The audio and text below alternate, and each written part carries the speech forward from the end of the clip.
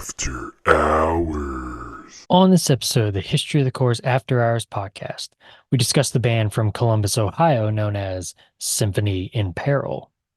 Make sure to follow us on Twitter at IsSurvivedByPro for news and latest episode postings. And make sure to subscribe to the show, leave us a 5-star review, and write us a comment on YouTube or whatever podcast service you're using. Make sure to check us out on TikTok and give us a follow at IsSurvivedByProductions. And if you'd like to see us do some live streams, leave us a comment or tweet us the keyword stream.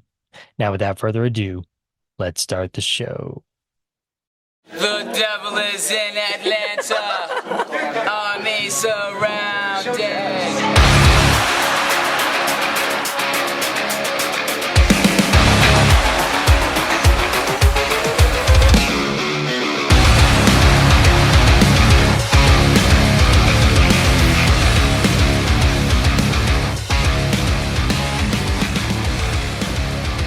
Welcome back to the History of the Chorus After Hours podcast, where each and every episode I, Curtis, sit down with my good friend and avid listener to the History of the Chorus podcast, Erik.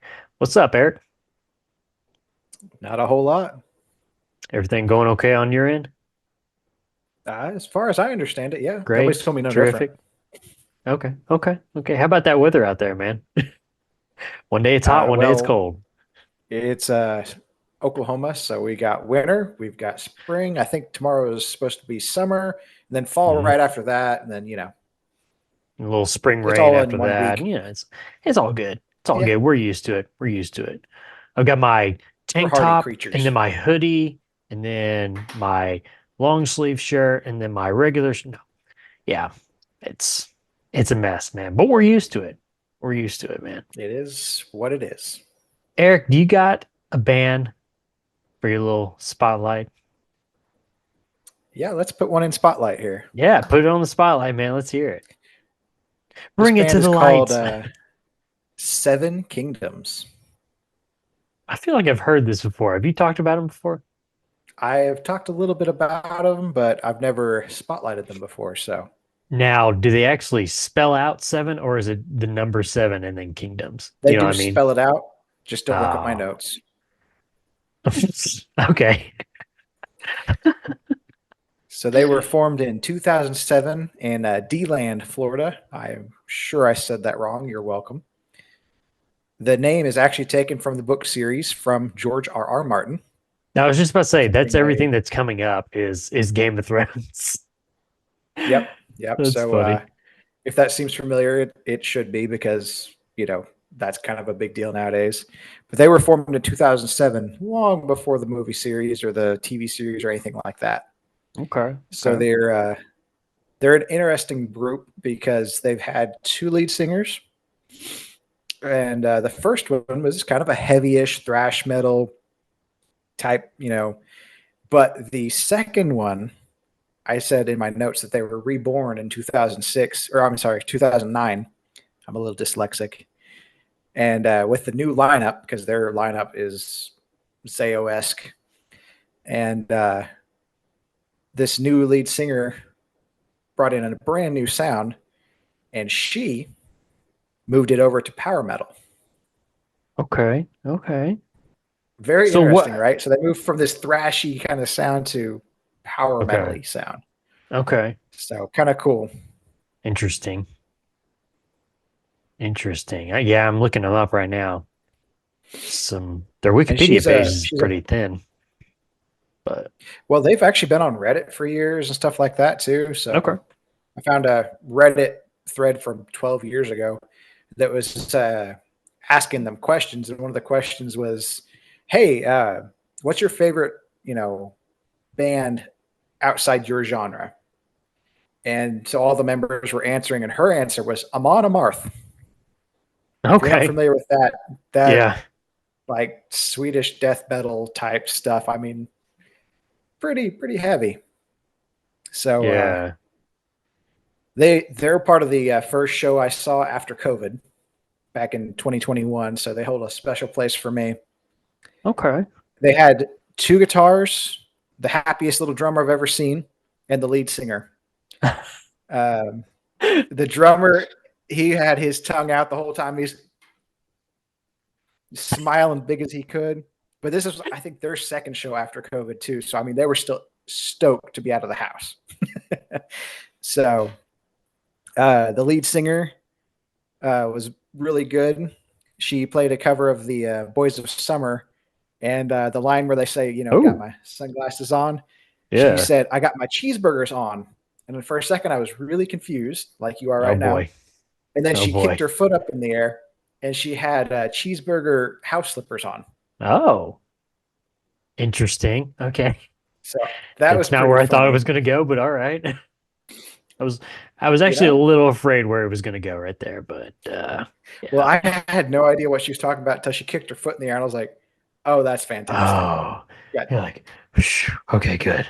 I didn't know it was about to happen. Oh, Yeah, what's about to happen? because it was one of those small venues, so it had a pretty short stage, and I was about third row back, Right, so it was hard to see, feet and knees and down basically. right. So they didn't have a bassist when I seen them, and a Hmm. lot of their stuff seems to show not a bassist. They do have two Okay, guitars. They do synchronize really well. They've got that, wall of guitar sound, which, I like. I'm about it. right. But anyway, they do put on a really good show. So here's my slight negative on them, though. Okay, They're not going to be everybody's cup of tea, and I know it. At times, even for me, it feels like her voice doesn't really fit the music 100%. okay. So that being said, I used to say the same thing about Evanescence, and everybody used to love it. So still worth a listen. She kind of sounds like her. I was listening to one song, Kingslayer, just a second ago. Her voice, That's a yeah, good song. it's reminiscent of what is that girl's name from Evanescence? Can't remember her name. Yep, you got me. But I'm the one who brought yeah, it up, and it's I still don't know. no, you're good. It's you make that comparison. Yeah, it's reminiscent of her voice too. But So a couple winners from their discography definitely would be After the Fall. Stargazer is a big one. I really enjoy that one. okay. Kingslayer, I enjoy that one. And they have a cover of the song Barracuda. Oh, And I nice. feel like that is really showing where her voice shines. And I don't know if she falls more into that. Their later CD, I feel like she found her voice a little bit better and it meshes better with the music. But Amy Lee. anyway, That's the name. Amy yeah, Lee. yes. Yeah. Such a simple name too. How do we not? Wow, we're dumb. Yeah. There's too many, swimming around my brain right now. So Yeah, she yeah, did. She did a that voice in Metalocalypse movie. That's funny. Sorry, I was getting sidetracked. so that is Seven Kingdoms. Worth a shot. Okay. Okay. Yeah, I might have to listen to them. But it's power metal's really not up my alley. I'm probably one of those people that you're Right. talking about. It's like, yeah, it's probably not your cup of tea. Yeah, it's I don't know. But I mean, I'll definitely give it a shot. I do appreciate, good vocals from a female like that. She's got good vocals, so Right. She's got but a really good listening, sound, and like I said, some pretty good lyrics on yeah, throughout. listening to Kingslayer was kind of like, yeah. I mean, it wasn't like, okay, yeah, these are two separate things where it's like the music and the vocalist. But I mean, I could tell it was there's a little bit of separation there at least, you know. But I will yeah, say the she's guitar work is fantastic. oh yeah, That's one that thing was that some draws good. me to this band. Yeah, The way that they synchronize and then desynchronize, and it's good fantastic. chemistry. That's the part that gets me. Yes. Okay, And cool. watching that drummer on stage, thinking about the songs I heard, he was so happy. It was wonderful. He's loving life, man, loving life. He certainly was. All right, cool. Well, that was Seven Kingdoms in this episode of Eric's Spotlight. Oh, Oh, forgot to say, I don't know if yeah. Napalm Records is on your thing. Napalm Records is where when I first seen them, that's what they were on, along with bands like, Unleash the Archers, which I Well, and happen to be wearing this shirt. It's funny because I think that's where Comeback Kid is at right now, is on Are Napalm. they? If I'm not They do mistaken, a I lot of think. power metal, pagan metal, stuff like that. So Um, yeah, Comeback because Kid would be a little odd on there, but you know, I was thinking that they Heavy Steps, their last full length was on No, Nuclear Blast. That's my bad. That's my bad. okay. They both started with an N. What Napalm, do you want from nuclear, me? they both go boom. You know, Yeah, good I'm stuff. familiar. I'm familiar with Nuclear or Napalm. See, here I go. I'm just gonna look up real quick who else is on So there. they're no longer on Napalm, from what I was just reading. I forgot to put that Oh, in my notes, really? but they moved Okay. to a different label from what I was reading. Okay. So they were on Napalm when I first seen them. So that's kind of interesting tidbit for you. I'm trying to think. Like, I can't think of any bands right off the top of my head. Like they at least used to be. Um, have you talked about a band Well, before right to now me we've about? got Well, have you talked about a band called 1914 to me? mm, They're on no. Napalm Records. They're all dressed up as like in World War One uniforms. That's Oh, I can already tell what's going to awesome. happen. Of course, I could already tell from the Kind of a name of the. Sabaton 2.0. Yeah, that's okay. Maybe that's who I was thinking of. Austrian Death Machine. They're on there. Oh, okay. Let's Okay. see. Cradle of Filth. Another one on there is Windrose. Children. I That's dwarven metal. Okay, that's interesting. If you want, Oh, if you want okay. themed metal, Here's an interesting one. I was talking to Josh about this one not so long ago. It's a post-rock band. They've been around since like the 90s, I think, or late 90s maybe. It's a Irish band, God is an Astronaut. Do you remember me talking about oh, that on okay. an episode? I do. Yeah. Yeah, they're on Napalm. That's interesting. I'm trying to remember Okay, if no, okay. There's no way. There's no way. Okay, so you got God as an Astronaut. You've got Devil Driver. You got Dragon Force. You got um Austrian Death Machine, Cradle of Filth, the band that you're just talking about, Seven Kingdoms. This looks like it's a lot of like, kind of foreign power metal, maybe some death metal, stuff like that, right? And then smack dab right in the middle of all of these guys is the classic early 2000s band Hoobastank. It's like, what? Why is Hoobastank on Napalm Records? That makes no sense. I just don't know if pick up you're anybody, I guess. I guess, man. I mean, that's really Oh man. weird. Um, that's very strange that they're on. Yeah, because they do not fit in with any of these other bands on here. Well, like I said, a lot of them are going to be your power metal, foreign Right. stuff. Find any open orders for Erik. If you're waiting for a delayed package, you can check its status at the orders page on Amazon. Oh man. Oh, that's too funny. Live on the recording. What was going on with Alexis there? Who knows? She likes to talk to me for no reason at all. She's like, talk to me, bro. She gets I lonely. wish she would. Okay, so yeah, if you haven't learned anything new, Napalm Records, fun fact for the day is Hoopastank's label. So take that with, So what you will. strange. Alrighty, let's move on. I cannot wait to tell Josh that one because we're gonna have a good laugh at that. Okay, so today, Erik, we're gonna be talking about the band known as Symphony in Peril. Before we kick off this episode with our normal questions that I always start off with, I'm gonna start it off with a trivia question. You ready, buddy? You only have one, so it's one and done here. You're either 100% or you're 100% failure rate. Here we go. Here we go. All right. Here's the question. What profession did vocalist Sean Jonas have between his time in Zayo and Symphony in Peril?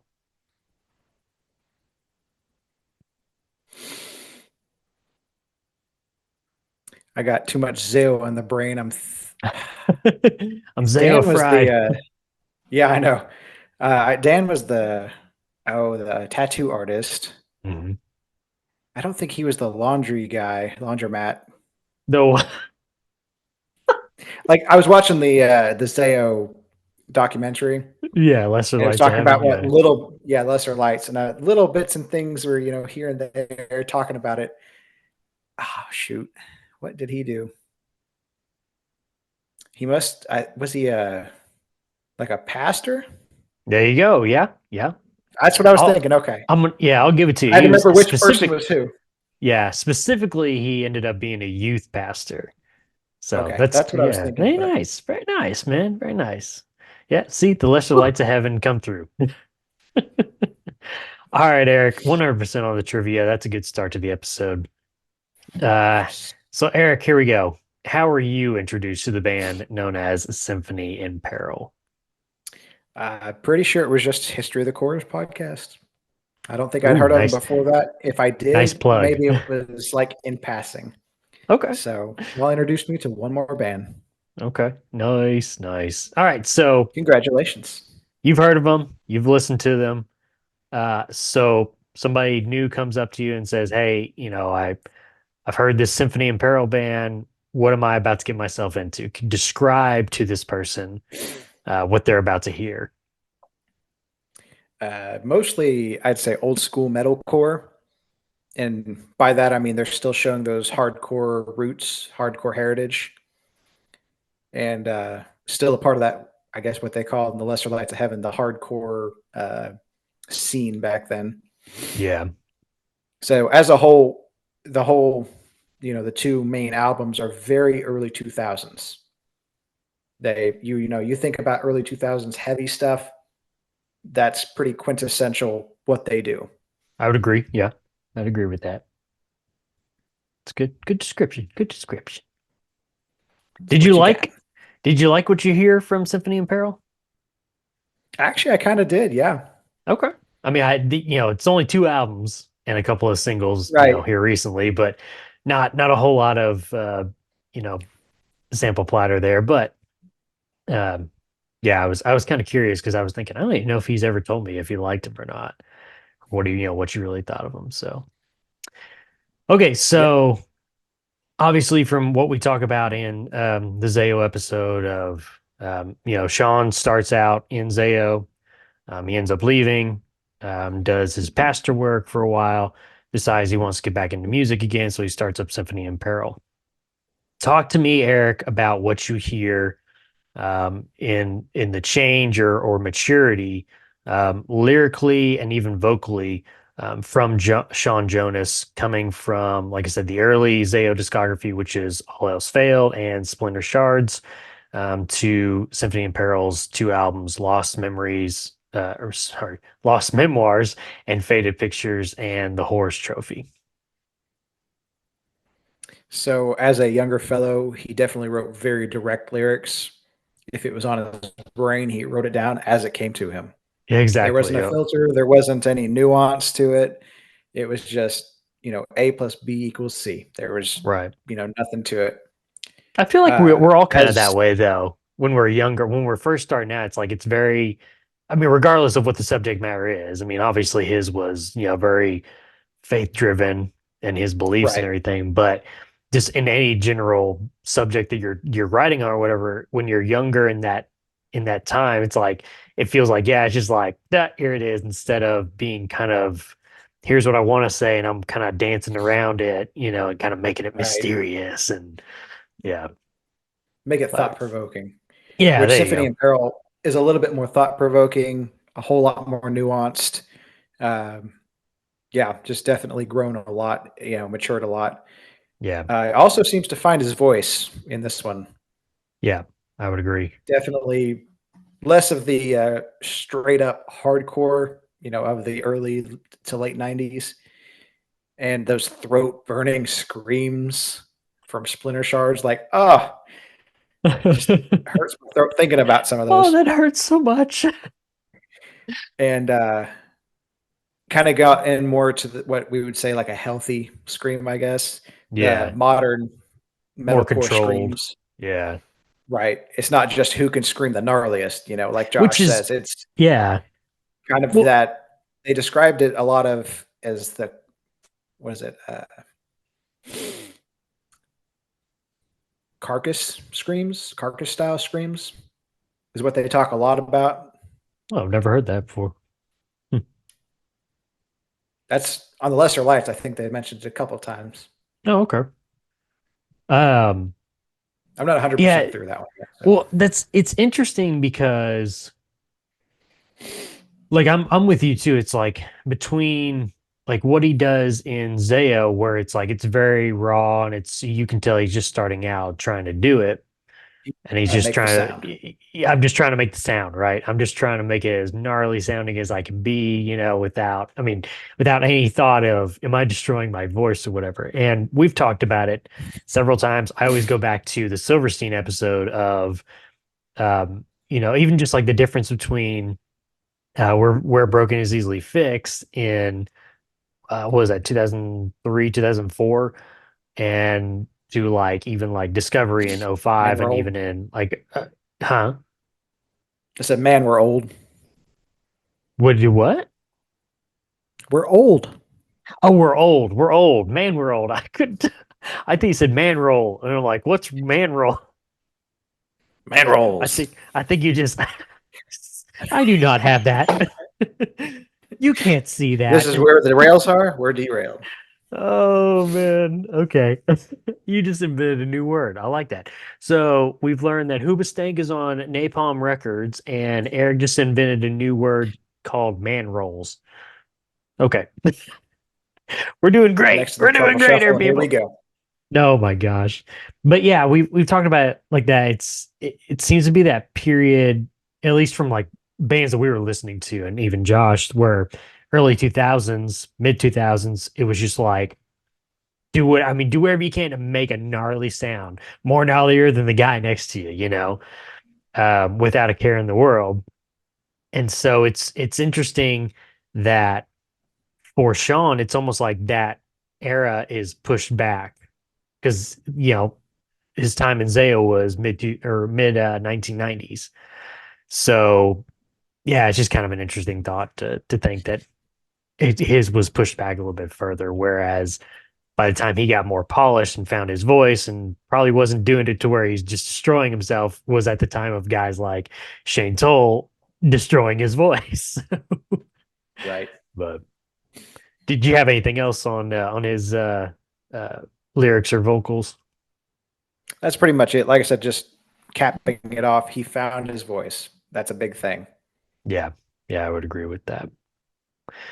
Okay, so we talked about Sean Jonas. Like I said, his changes in maturity lyrically, vocally.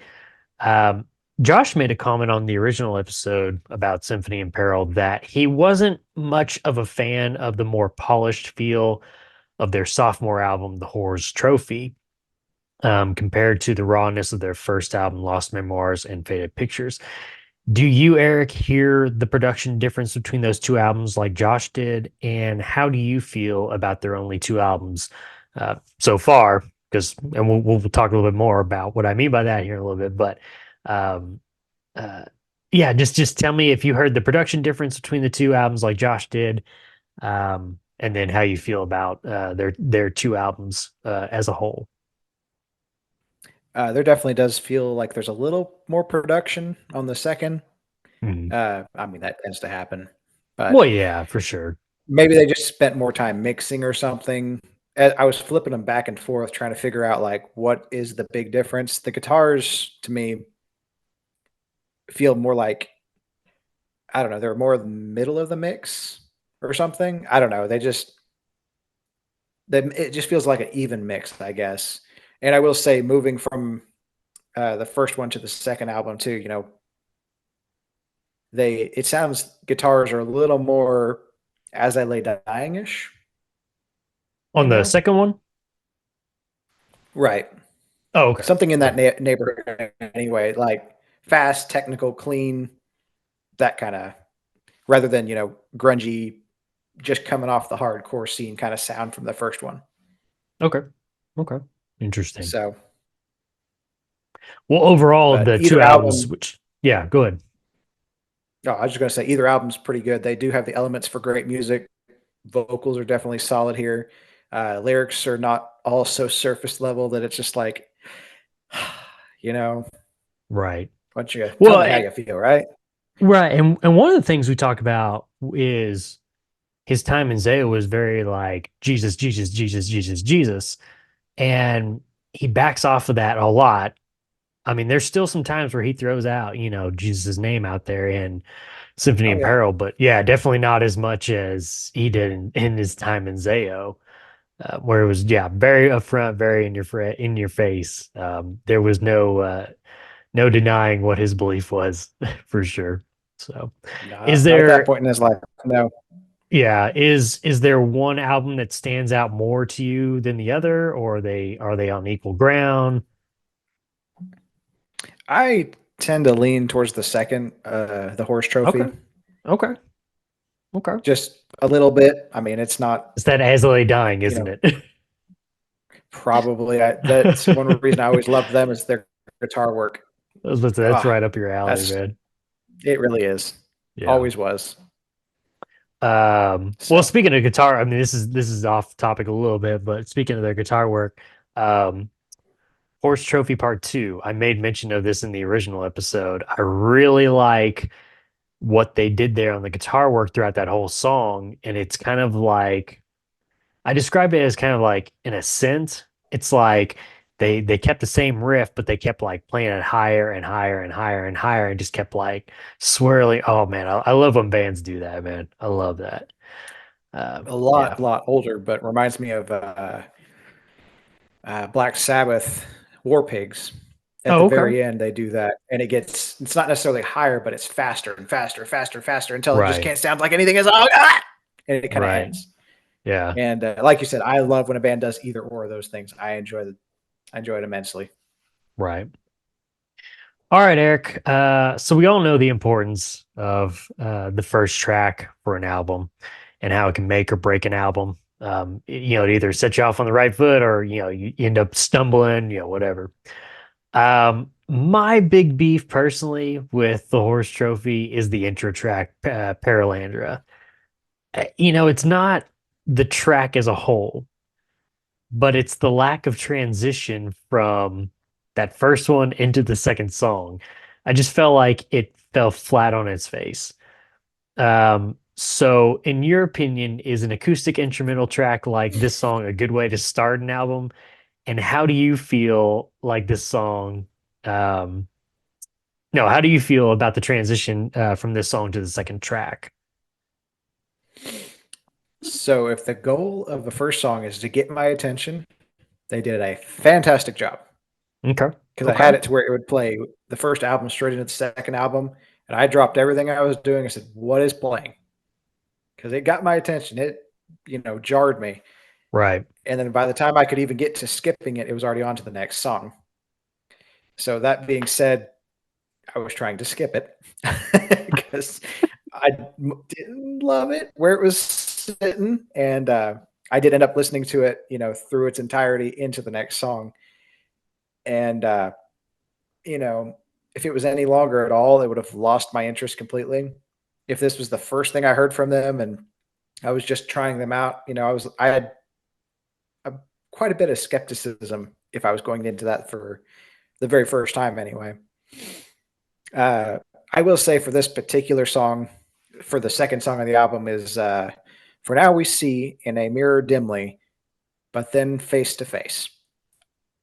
That song does need some kind of intro. So I Right. almost wonder if they didn't place that song first and then later on think about it and go, you know, maybe we need something. So almost as an afterthought, threw that on there as a beginning, a little intro track kind of thing. Yeah. Just to make it feel like you're not starting dead in the middle of a riff, because that's almost "For Now We See in a Mirror." It starts like boom, you're there. Yeah. So I'd it almost does need like, a little bit of an introduction or a segue for that particular track, but I'm not sure that the acoustic does it for me. right. I Pretty almost sure feel it doesn't like actually. Well, and that's interesting too, because I would have thought the acoustic track would have been like right up your alley. But like you said, it's the jarring difference between track 1 and track 2. Right. See, I almost There's would have. nothing leading me in. Right. I almost would have said no to Paralandra. We're going to start with Mirror, but I'm with you too. It's like it starts too sudden to be like that's how you start it. I feel like it would almost be like let guitars ring in, like fade in, and then all of a Right. sudden kick in, something like that. Whereas again, it's like you listen to Paralandra and you're kind of like, okay, and then all of a sudden it just like stops and then it's right on the next one. It's like, what the Boom. heck? What just happened? You know? I would rather Yes. you like fade in with, like I said, the guitar rings rather than, hey, we're gonna play this acoustic track until all of a sudden it just hits. It's like, just not a good But like you transition. said, And or I like I was almost saying earlier, wondered. it gets your attention. Right. Yeah, for sure. I kind of thought the same thing that you're doing was like they originally were going to start out with mirrors and they're kind of like, this just didn't work out. It was like, let's throw something in front real quick, like last second, like here's an acoustic guitar. Let me grab that real quick and just write something. It's like, don't do that, man. Yeah. Come on. So, the other thing I was going to ask you along with this was, give us some of your favorite intro tracks of all time, Eric, if you could. Mm-hmm. Let me do a little cheating here. Oh, he's gonna cheat. We're cheating here, hardcore. Oh look, let's see intro tracks. Man, we've talked a lot about them on the podcast before because track 7 might define a whole album. Yeah. Church of the Seventh track. Yeah. But all hail. The first 3 tracks are going to define whether I listen to track 7. If I can get through the first 3 tracks and go, okay, this is sounding good, this is good, this is good. But then you say, track 2 and track 3 are just utter trash. Track 1 was okay. I might not even make it to track 7. Okay. So those first 3 tracks, especially, like you said, the opener to an album, absolutely paramount that they get that one right. Right. But I don't know. Golly, put me on the spot. There's so many bands to choose from. Just throw one out. I mean, it doesn't have to be your top favorite or anything, but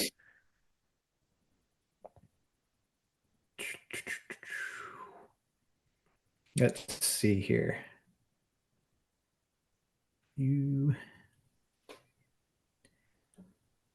I mean, one that does come to mind is Norma Jean's All Hail. That opening with Orphan Twin. Orphan Twin. Yeah. I like it. Yes. Okay. Because it kind of got that chug-a-luggy chung, and then he's, I am the crushed right hand. Hey, I am the crushed left. And that scream that he comes in with. Oh, gnarly. It defines the album. Yeah. And it's a pretty short track overall, isn't it? Let me see here. Right. Yeah.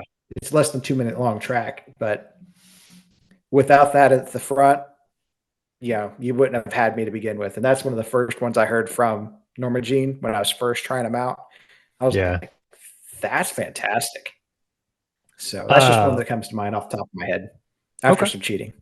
Okay. No, that's fine. I mean, I kind of put you on the spot there, so it's all good, man. Yeah, the seat was rather hot, yes.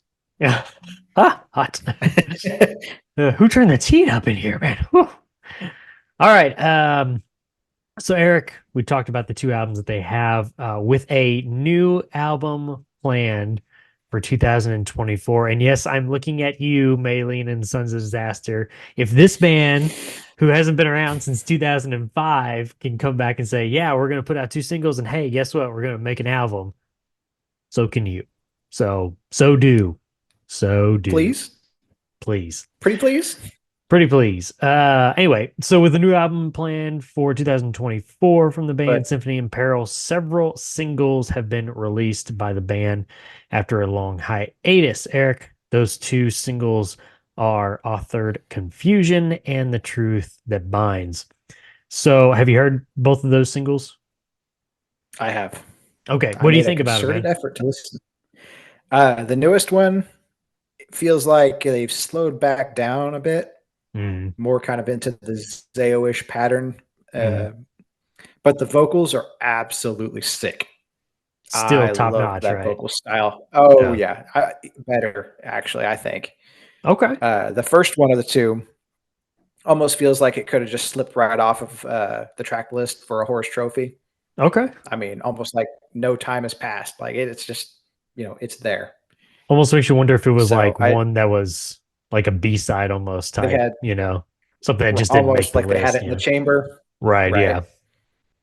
Because it really is pretty close sound wise. Lyrically, it actually could have kind of fit into the album too. Yeah. So yeah, I So, kind of like him. I'll be yeah. excited to listen to this new album actually. So I was just about to ask you with those two singles, yeah, how optimistic are you for that 2024 planned release, man? I mean, as cautiously optimistic as I try to be usually, Well, yeah. because I a will good band after a long hiatus, yeah. yeah, it could be hot garbage to be kind, Yeah. and it could be Well, really good. So cautiously yeah. optimistic. I would say if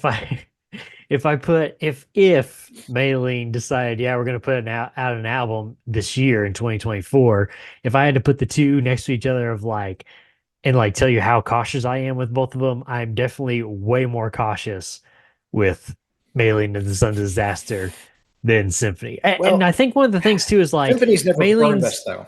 right, and that's the other thing too is like Symphony is like they were never like this like really super great band like like a Zayo or even a Maylene.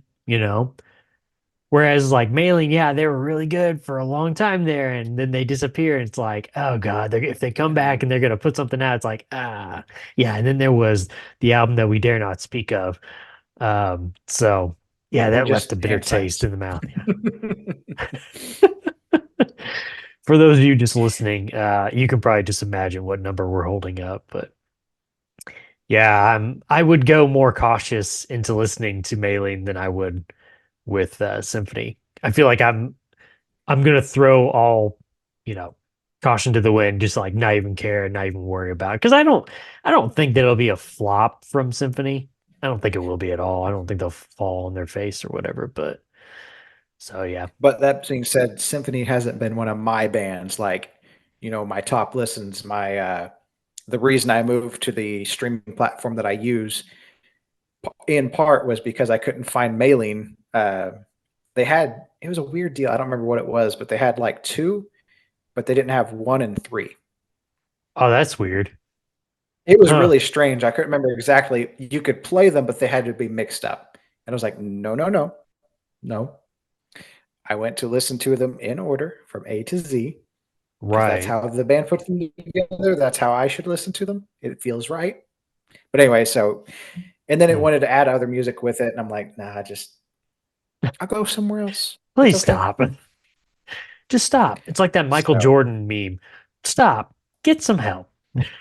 yes, So. exactly. All right, Eric, let's wrap her up here. As always, I always like to ask you what your favorite. You've already kind of given us your favorite album. It was the Horse Trophy. They're I do both tend good to lean albums in that your way for opinion, the most though. part. Yeah. They're Okay. good. Yeah. Today So I'm leaning towards the Horse Trophy. okay, Tomorrow it tomorrow could could be be towards the first memoirs. one. Yeah. Memoirs, Okay, yes. so let's get a little bit. Let's get more down into the details then. Let's talk about some songs, lyrics, maybe some riffs, so on and so forth. Take it away. Lyrics that I like. I actually pulled one from Authored Confusion. You butcher truth, you weave a lie, you deceive, and others die. I was like, that's pretty. See, Nice. it's cut and dry like he Chef's kiss. likes, but it's nuanced. Right. Who are we talking about? What is the lie? What's the truth? Who's being butchered? What's going on? Right. But it's pretty straightforward too at the same time. So I don't know. It's pretty cool. I like it. No, that's good. Yeah. And then the other ones I pulled are from Stiletto. And I could have quoted this whole song because I would really Classic. enjoy it. But Your eyes are ammunition, and your gaze is killing me. I was like, that's fantastic. And the way he's, absolutely screaming that when he says it, yes.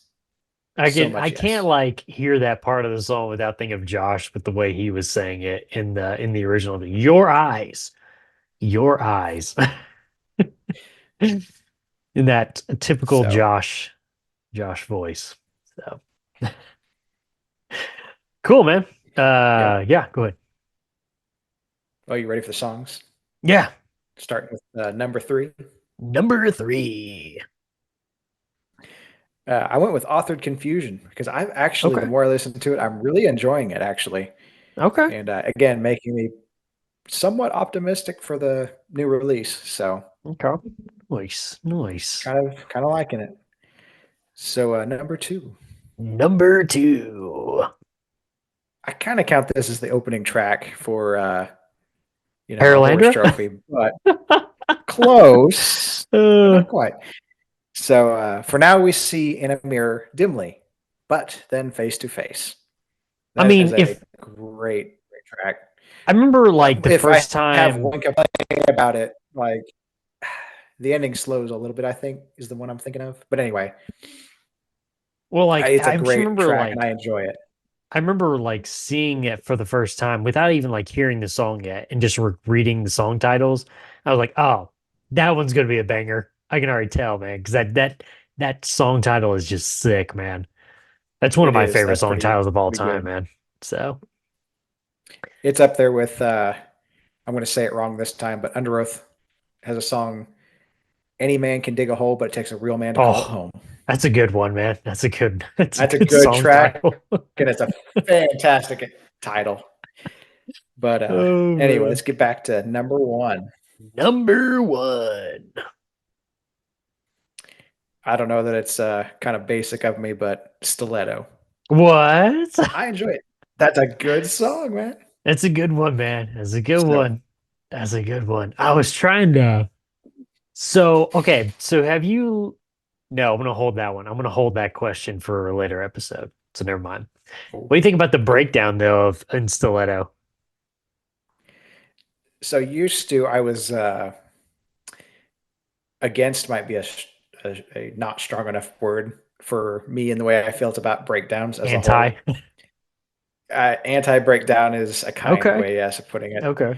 I was not about the breakdown because okay, you're slowing it down. You're making these chug-a-luggy sounds that, Chug-a-lug, any chug-a-lug. old monkey at the zoo could do, right?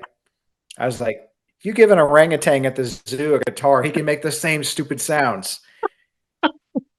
And I used to say that Oh, quite a man. bit. That's So funny. that being said, I've come to kind of enjoy them over time. Now, I'm not going to sit there and listen to breakdown core. I'm not about it. The whole time there's just breakdown after breakdown after breakdown. It gets old. So, I'm but anyway, sorry. I do. I'm just picturing a baboon chug-a-lugging on a guitar at the zoo. You're welcome. That's hilarious. Ah, that's great. It's pure Yeah, entertainment right there's there, man. wise words from 16-year-old me. You're welcome. Thank you. Oh So man. anyway, I do. I've grown to enjoy it, and that's part of that song that I do quite like. And I could. It's probably because I've been to a lot more shows now, and those Yeah. breakdowns tend to be when the pit goes wild and the crowd starts just losing That's the their objective. minds. And I can see the appeal to a breakdown a little bit more now, I guess. Oh yeah. So You yeah, murder that's face to face, enjoyable. man.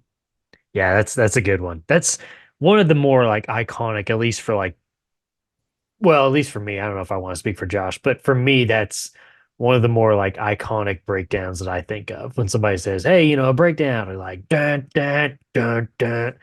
Like, oh yeah, that's Symphony in Peril right there. That's the first one that pops off in my head. So awesome, Eric. Any final words on Symphony in Peril? Definitely worth a listen. I had no idea who they were, what they were about, nothing, but they got a good sound. Like I said, especially if his vocals lean towards that last the authored confusion type. Mhm. I think we're in for a treat this next album. So keep an eye out. I'm in Sweet. excited mode, I guess, Yeah. Yeah, it'll be interesting to see what that new album sounds like, man. So yeah, so that's you made me think of something. So I mean this is one of the things that on the history of the chorus is like we'll talk about, big bands that everybody knows, like a My Chemical Romance, an Under Oath, Devil Wears Prada, so on and so forth. But I do enjoy talking about some of these smaller bands like a Symphony in Peril. We're going to have a series coming up this summer where we're going to have about 8 or 9 bands that are very, very small, very short lived, that a lot of people probably have never heard of before. So I'm very interested. I'd never heard of most of these guys until just recently, and so I'm very interested to listen to them and get me and Josh's opinions on them too. So, but yeah, so we like to mix it up. We like to get those big name bands, and then we like to get those smaller name bands for people like Yeah, you, like Eric, Once Nothing. to discover, man. Yeah, like Once Nothing. For the love of God, go check that one out, man. People, What a good it band. has to be one of the more like underrated bands in Oh, like yeah. metalcore. Just disappointing. That's a band I would love for them to come back, man. But please, you put out a new album. If I'm gonna tell you something, Yes. if Once Nothing puts out an album before Mailing does, which is almost like impossible, I'm gonna lose it. I'm gonna lose it all over Dallas Taylor, man. I'm gonna drive to Florida and let him know. I'm gonna wherever he's at now, Alabama, Florida. I'm gonna drive there. I'm gonna seek him out and I'm gonna let him know. That's all I'm saying. Alrighty, White let's glove. make yeah. All right, let's make our way out of here, Eric. Make sure to follow us on Twitter at @IsSurvivedByPro for news in the latest episode postings, not just on this show, but our other shows as well. We have the History of the Chorus podcast, the pop-up podcast of this very, very podcast right here that you're listening to. We also have the Red Right Hand podcast, which has covered all 6 seasons of the Netflix/BBC hit show, The Peaky Blinders. And we also have the Throne of the Dragon podcast, which so far has covered season 1, soon to be season 2 this very upcoming summer of HBO's House of the Dragon. And also, while you're on Twitter, make sure to follow my co-hosts at Josh Whittle and Gary. Make sure to leave us a 5-star review and write us a comment on whatever podcast service you're using. And if you want to listen to us and see these beautiful faces, look at these beautiful faces, man. Oh, just so beautiful. Head on over to our YouTube page. Just search Is Survived By Productions, and they'll have every episode from all of our shows. Subscribe to the channel. Thumbs up the video. Alrighty, Eric. We will see you and everybody else in the next episode. See you. See ya.